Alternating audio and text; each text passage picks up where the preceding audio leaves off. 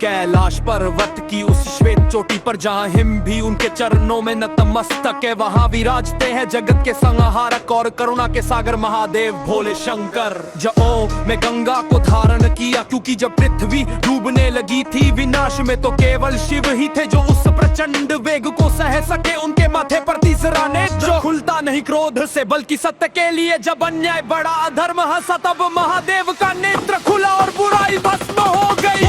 जो भूतों प्रेतों के स्वामी भी है और योगियों के आराध्य भी, जिनकी भस्म का लेप साधुता का प्रतीक है और जिनका डमरू सृष्टि की नाद है। पार्वती माता के साथ उनका प्रेम सहज पवित्र और सृष्टि जितना पुराना। उन्होंने सती के वियोग में तांड किया जिससे ब्रह्मांड हिल गया पर प्रेम नहीं टूटा। जब सती ने पार्वती रूप में पुनर्जन्म लिया तो शिव ने फिर एक बार संसार को प्रेम की मर्यादा सिखाई। त्रिपुरासुर का वध किया, काल को भी जीत लिया और विषपान कर नीलकंठ धारण किया, ताकि दुनिया जीवित रहे भले स्वयं पीड़ा सहे।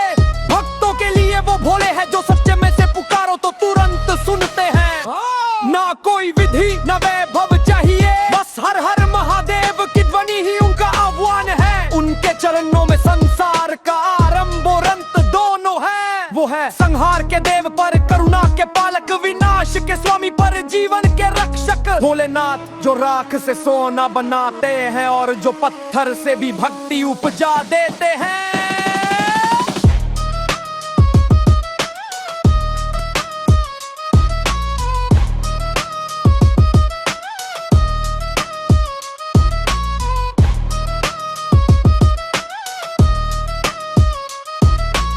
कैलाश पर्वत की उस श्वेत चोटी पर जहाँ हिम भी उनके चरणों में नतमस्तक है, वहाँ विराजते हैं जगत के संहारक और करुणा के सागर महादेव भोले शंकर। जब में गंगा को धारण किया, क्योंकि जब पृथ्वी डूबने लगी थी विनाश में, तो केवल शिव ही थे जो उस प्रचंड वेग को सह सके। उनके माथे पर तीसरा नेत्र जो खुलता नहीं क्रोध से बल्कि सत्य के लिए। जब अन्याय बड़ा अधर्म हंसा तब महादेव का नेत्र खुला और बुराई भस्म हो गई।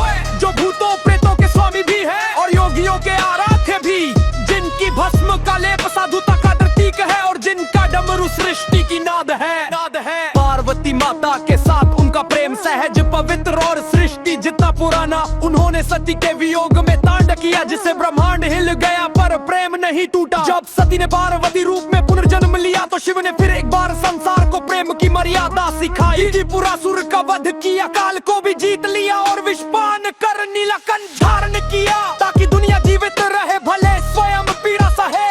भक्तों के लिए वो भोले हैं जो सच्चे में से पुकारो तो तुरंत सुनते हैं।